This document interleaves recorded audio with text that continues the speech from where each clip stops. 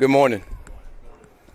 Today was a very, very critical day for us as a team. And the reason why I say that, because usually when you go through 3 days, and then really that fourth day is really the day when you have the 2-hour practice, man, that's when you start to stress the players mentally and physically.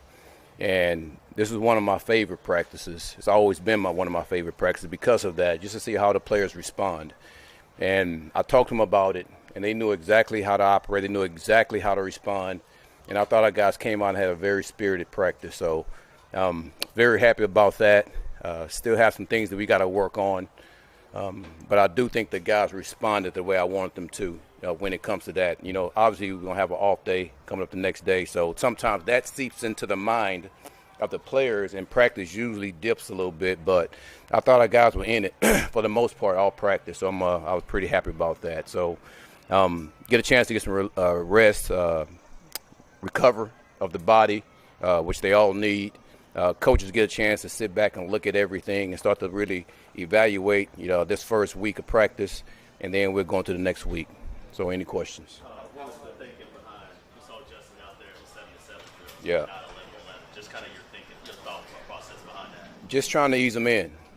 We said it before, it's going to be a collaborative process between him, Zuff, myself, to make sure that he's ready when he gets involved in team drills and things like that. So I thought he did a good job in the 7-on-7. And the thing is, he has a ways to go until we get him out there, and we're going to make sure we keep the process going, with the protocol going, to make sure he's ready. How do you like the energy in that tackling drill you guys are doing? Listen, we did in OTAs, and it's something I believe in, and it's really just a precursor of what's going to happen when we get to tackling, because we're all going to tackle.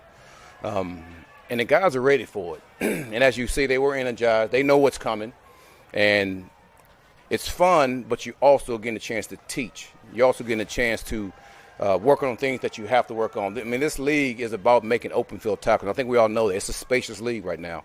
So the more you can make tackles in space, the better we are going to be as a team. Where did you find that drill? Did you come up with it? Like, where did that? Well, it's actually something that we did in Detroit for our first 4 years there. And I modified it a little bit, to fit the way that I wanted it to go. And I love the drill. It gets the players excited. You get a chance, again, to teach, and you get a chance to work on the things that you have to work on to be good as far as tackling, and also offensively, man, just eluding guys in space. What setting do the offensive players have there? Is it Say it again? The ball carrier. Yeah. How much freedom does he have? Is it like just make a move in the open field, try to get Absolutely. Absolutely. Man, his job is not to try to just run over somebody, especially when we get into pads. We're not doing that. We're trying to see, man, who can make people miss in space. And then for the defense, who can tackle guys in space. So it's a really good drill for both sides. It's something we're going to do quite a bit. Was it good to see Sauce have some success? I know tackling has kind of been something he's been criticized for. Well, listen, he's going to be criticized for a little bit of everything because of his stature and who he is. And that just comes with it. And I told him, once you're a first-round pick, man, the one thing that you know is going to happen in this league is criticism and expectations. He's going to have to deal with that for the rest of his career. So the strong survive, and he's one of the strongest one we have, so he's going to be just fine. Once Justin gets back into the flow in the 11-on-11s, Yeah. what's going to be the biggest challenge for him? Is it just learning the offense, or just because he's a little behind, not too much, but what's the biggest Why would you say challenge? that? He missed one day. One day. That's why I said not too much. So he's going to be just fine. Yeah. He missed one day. He's been in meeting, so he'll be just fine. When you go back to the drill, I mean, you talked about day one, it's going to be competitive, Is that an example of that, like some of the stuff you're trying to bring out? Well, I think all 4 days has been competitive, and that's what we plan on doing, like every day. I mean, the nature of what we need to be is a highly competitive team.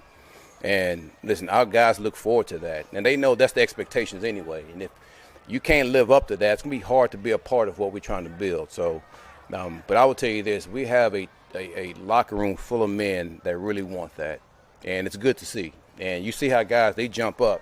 We have some guys that we want to see go against each other, then other guys just jump up because they want to be a part of it. So it's always good to see that. The thing is, and I said this yesterday, I don't have to tell guys to giddy up and go. Like, guys are just going because they want to be a part of it.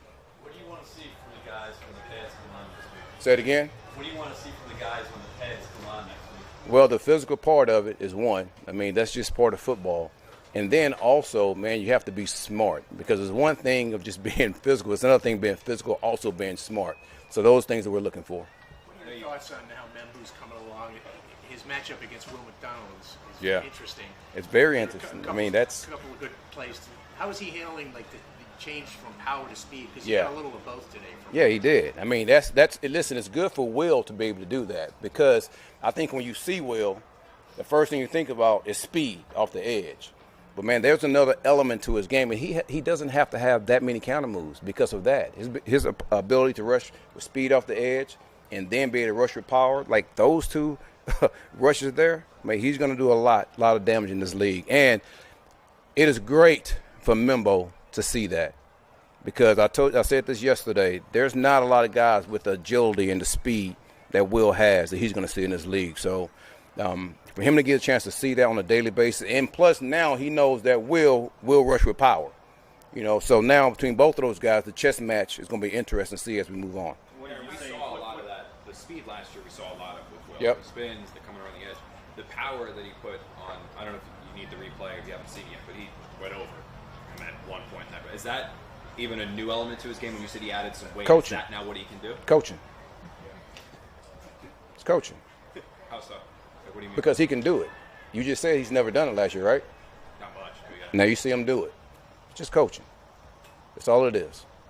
Olu is a guy, foundational piece on the offensive line. What have you seen from him on film when you took the job in camp as well? Here's what I will say about Olu.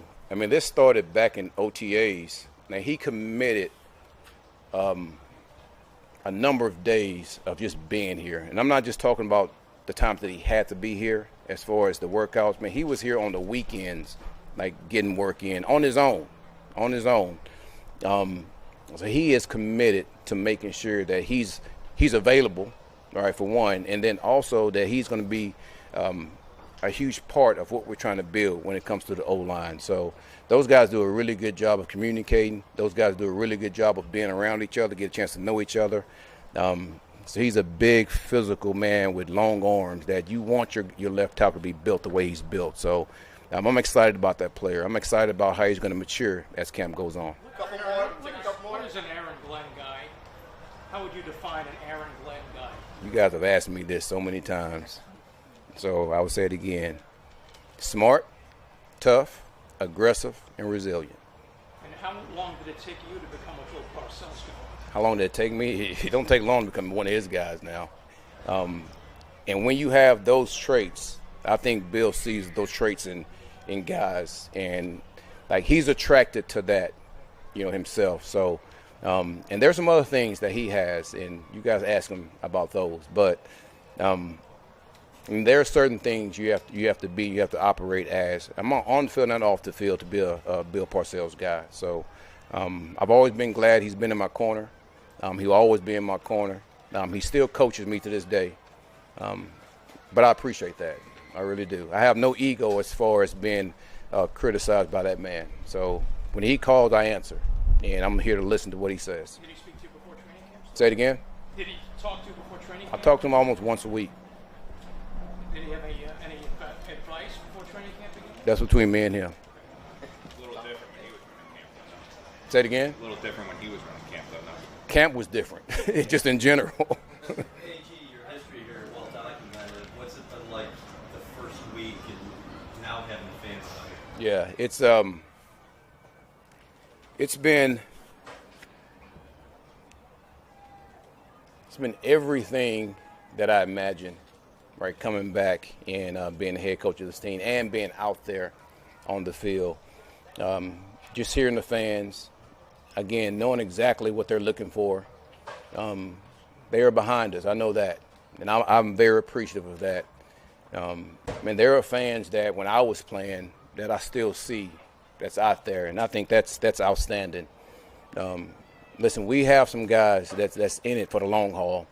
And, listen, I appreciate that. And I just don't let go of the rope. I would say for all you guys, don't let go of the rope. All right, hold on tight.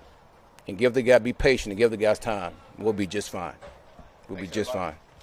All right.